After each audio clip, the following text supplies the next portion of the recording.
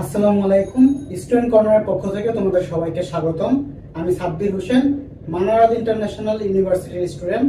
আজকে আমরা আলোচনা করব দশম শ্রেণীর জৈব যৌগের অ্যালকেনের নামকরণ সম্পর্কে।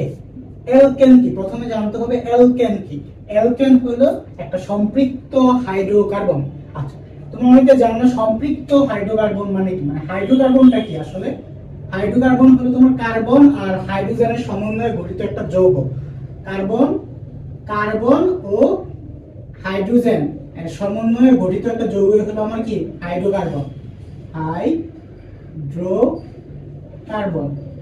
হাইড্রোকার্বন কি? কার্বন ও হাইড্রোজেনের সমন্বয়ে গঠিত একটি যৌগ হলো তোমার কি হাইড্রোকার্বন। আচ্ছা, অ্যালকেন হইছে আমার কি? অ্যালকেন আমার সম্পৃক্ত হাইড্রোকার্বন। অ্যালকেন হলো কি? সম্পৃক্ত হাইড্রোকার্বন। সম্পৃক্ত হাইড্রোকার্বন।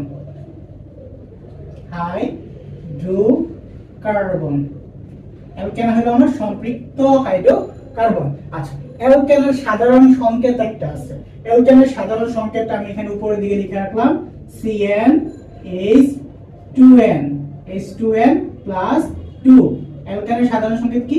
CnH2n plus 2। আচ্ছা, আমি আবার লিখতেছি অ্যালকেনের সাধারণ সংকেতটা। অ্যালকেনের সাধারণ সংকেত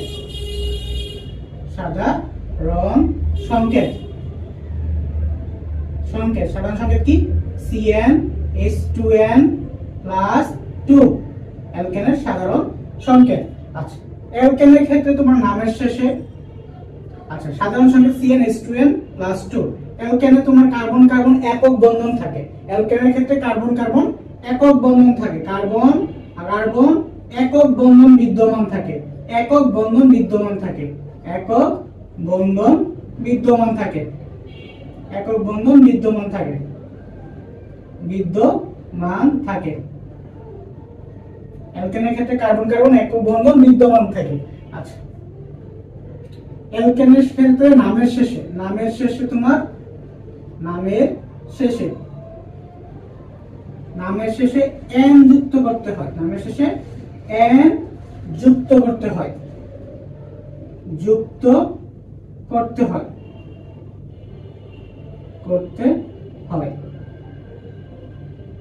নামের শেষে n যুক্ত করতে হয়। আচ্ছা, এখন যদি আমরা দেখি, দেখো মিথেন মানে যদি কার্বন সংখ্যা যদি তোমার একটা হয় তার নাম হয় তোমার মিথ। কার্বন সংখ্যা যদি দুইটা হয় তাহলে সেটা হয় ইথ। কার্বন সংখ্যা তিনটা হলে সেটা হয় তোমার কি প্রো। কার্বন সংখ্যা চারটা হলে সেটা হয় বিয়োগ। কার্বন সংখ্যা পাঁচটা হলে সেটা হয় তোমার প্যান। কার্বন সংখ্যা তোমার যদি 6টা হয় তাহলে সেটা হয় হ্যাডস। আর কার্বন সংখ্যা যদি 7টা হয় সেটা হয় হ্যাড। কার্বন সংখ্যা 8টা হলে সেটা হয় অক্ট। কার্বন সংখ্যা 9টা হলে সেটা হয় তোমার নল।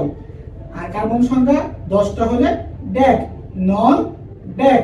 আচ্ছা, আমরা দেখি 2 নম্বর থেকেই করি। আচ্ছা, 1 নম্বর থেকেই করি।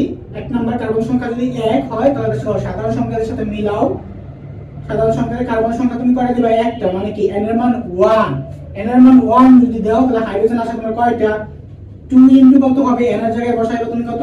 1। 2 ইনটু 1 প্লাস 2 তাহলে ইকুয়াল কত আসে আমার? C।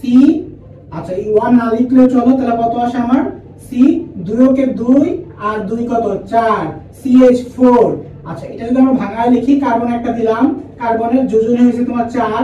চারটা হাত দিবা এরকম কইরা, চারটা হাতে হাইড্রোজেন কয়টা আছে দেখো তো?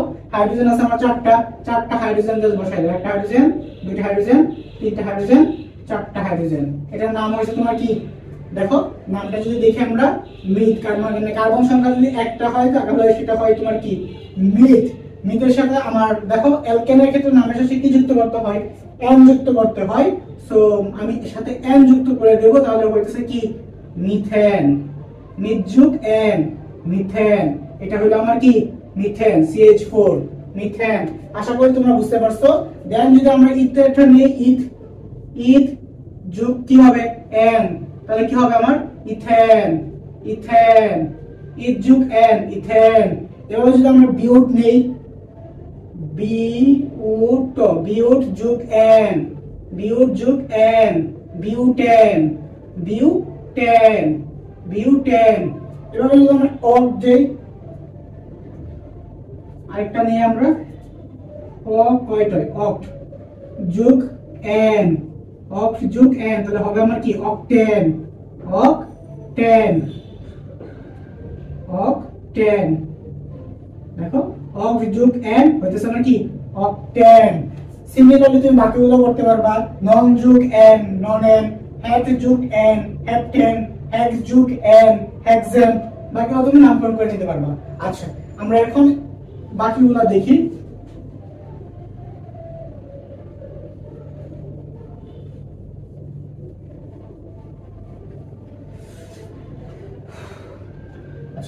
এখন কার্বন সংখ্যা যদি তোমার দুইটা হয়, কার্বন সংখ্যা দুইটা মানে কি n এর মান হচ্ছে তোমার 2, n ইকুয়াল টু যদি 2 হয় তাহলে হাইড্রোজেন দেখি কয়টা আসে, হাইড্রোজেন আসবে 2 ইনটু কত 2 প্লাস 2, তাহলে কয়টা আসতেছে আমার দেখি C2, 2 দুগুণে 4, 2 দুগুণে 4 আর 2 কত হয় 4 আর 2 যোগ করলে হয় 6, C2H6, C2H6 এর তুমি যদি ভাঙায় লিখতে চাও তাহলে তোমার দাঁড়াবে কার্বন দেওয়া দুইটা, একটা কার্বন দুইটা কার্বন, দুইটা কার্বন নেওয়ার পরে আমরা জানি কি অ্যালকেনের ক্ষেত্রে কার্বন কার্বন একক বন্ধন বিদ্যমান থাকে, সো মাঝখানে একটা বন্ধন দিয়ে দিবা, মাঝখানে একটা বন্ধন দেওয়ার পরবর্তীতে আমরা জানি একটা কার্বনের 4টা হাত হয়, এই কার্বনে দেখো এদিকে একটা হাত গেছে আর 3টা হাত লাগবে, একটা হাত দুইটা হাত 3টা হাত, সিমিলারলি এই কার্বনে একটা হাত গেছে আর লাগবে 3টা হাত, একটা হাত দুইটা হাত 3টা হাত দিলাম, 3টা হাত দেওয়ার পরবর্তীতে কাজ হয়েছে তোমার জাস্ট এই হাতগুলোতে জাস্ট হাইড্রোজেন সংযুক্ত করে দিবা, একটা হাইড্রোজেন, দুইটা হাইড্রোজেন, 3টা হাইড্রোজেন, 4টা হাইড্রোজেন, 5টা হাইড্রোজেন, 6টা হাইড্রোজেন। দেখো কার্বন ছিল আমার কয়টা, দুইটা, হাইড্রোজেন হয়েছে 6টা, সো এটা আমি লিটারালি লিখতে পারি তোমার কি CH3 CH3 CH2, ডান। সো CH3 CH3 হইতেছে, দিস ইজ কি ইথেন, ইথেন ইথ যোগ n, ইথেন। আচ্ছা আমরা যদি আরেকটা যদি করি C4 একটা যদি করি, C3 এটা তোমরা করো, এটা তোমাদের এক্সাম্পল থাকলো, C4 একটা যদি করি আমরা মানে n এর মান যদি তোমার 4 হয়, হাইড্রোজেন কয়টা আসে দেখি 2 ইনটু 4 প্লাস 2, তাহলে কত আসে দেখি C4 4 দুগুণে 8 আর 2 কত 10, H10 চলে আসতেছে, C4 H10। আচ্ছা এটা যদি আমরা ভাঙায় লিখি কার্বন 4টা, একটা কার্বন, দুইটা কার্বন, 3টা কার্বন, 4টা কার্বন, 4টা কার্বন দিলাম, তারপর সবগুলো কার্বনের মাঝখানে কি দিবা একটা সিঙ্গেল বন্ড দিবা, তারপরে হাতগুলো দিয়ে দিবা, কার্বনের হাতগুলো দেওয়ার পরবর্তী কাজ হচ্ছে এখানে যে হাইড্রোজেন সংযুক্ত করে দিবা, হাইড্রোজেন সংযুক্ত করে দিবা। দেখো তোমার কি হয় তাহলে,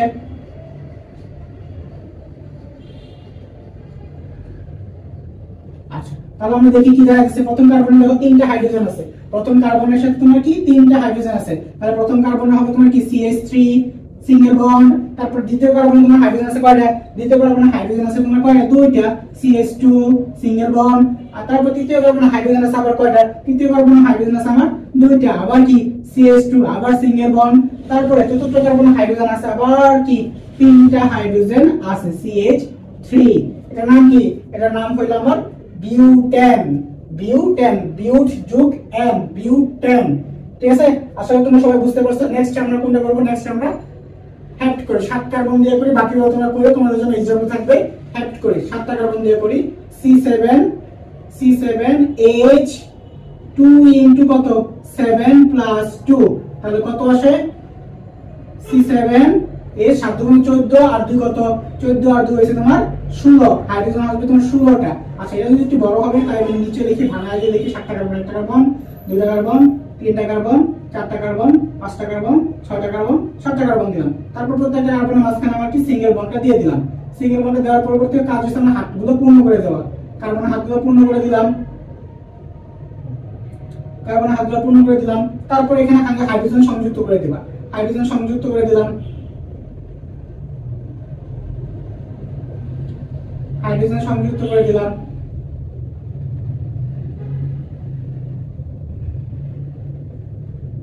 এই আমার হাইড্রোজেন দেওয়া হয়ে গেল। এখন দেখি কি আসে,